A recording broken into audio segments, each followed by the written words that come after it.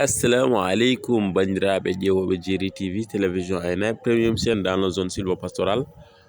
Bandiraɓe tedduɓe kabaro mboɗiɓe nisde seeɗa hoɗon gandi caggal nde banɗen vidéo e Pini TV nde chaîne mabɓe waɗa piraté waɗa bloqué.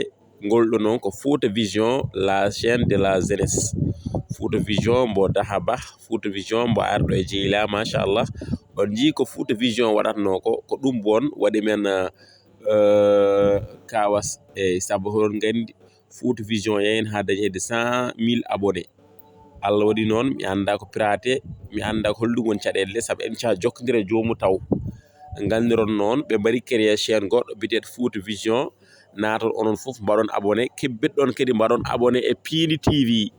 Pini TV kayne ko wanno bloqué, mbaɗe abonné Pini TV, mbaɗon abonné Fouta Vision.